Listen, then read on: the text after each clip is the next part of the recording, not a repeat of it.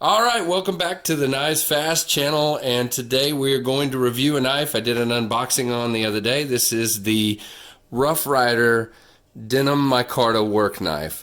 And as you guys know, Ryder had put one of these guys out previously, and it was in black micarta, but this denim micarta with all those layers is just really slick, and I've seen a lot of people who have the black one, which I don't, showing the differences and how much better the fit and finish are on this one. So we're going to go through and we're going to talk about this knife. And first I wanted to kind of tell you a little bit about what's on the table here. So over here we have the first two Ryder knives I purchased, and I'm going to be doing reviews on these very, very soon.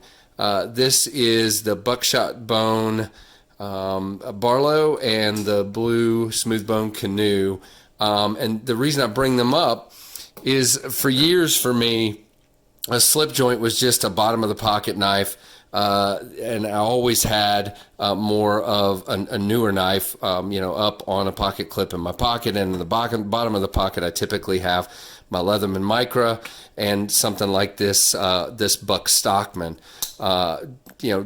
It was there to, maybe cut a little apple or do something like that, but it's just sort of a backup knife and something for some eye candy. But I got to tell you, now that I've gotten a little bit into these Ryder knives, and they're fairly inexpensive, it feels like to me that these kind of knives will become a little more prevalent in my collection because they're budget friendly. And they're very capable knives, and so that's what we're going to talk about. So if you look at this denim micarta work knife, obviously it's a Wharncliffe blade, great swedging up here at the top to just really lighten and thin out that blade for slicing. I've cut a lot of paper with it. I've only had it a little over a week, but I've cut a lot of paper with it, opened a box with it. It's just very, very slicey with that very thin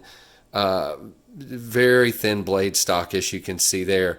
Just makes it very slicey, and the swedging just only helps that. So just a great blade shape, 3.125 inches on that blade. Great length for that kind of task, and the handle is just perfect fit in my hand. It is right at 3.87 close, so just under 4 inches on the handle length. Love the striping on the bolster there. The half stop, I actually find, I've heard some people say that the pull is really light on theirs, or lighter than the original. And again, I didn't have the original, so I'm not sure. So I feel like that pull is just about right for me. You can see a nice little tug to get it to there, and then a little bit more. Nail nick works just perfectly for me.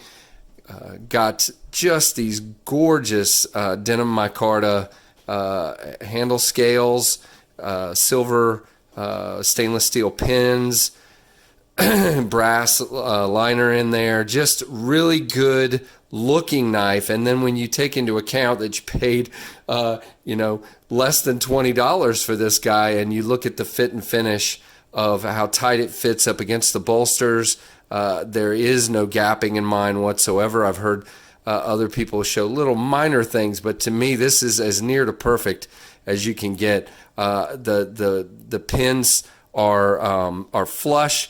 On the buckshot Barlow, there is a pin here that sticks up just a little bit. You can see the rest of the pins are great, but on this particular one, it's very clear that they spend a lot more attention to the fit and finish. So again, as I said, overall length open is 7 inches, and it's only 2.88 ounces. So slips in the bottom of my pocket perfectly, no issues with weight or anything like that. Great little slicer. Just a terrific knife. I know the knife community has been extremely excited about this knife. You just can't beat. I mean, a sway back pattern has been popular for a long time, and to be able to get one of this level of quality, for less than $20 is pretty crazy. Again, I got mine at Smoky Mountain Knife Works. That's why you see their swag sitting here on the table. I will say 440A on the blade steel. I personally don't have any issues with that for what it is. You got to take care of it, and but it should stay pretty sharp. Good blade steel for the money. So overall, just a wonderful knife.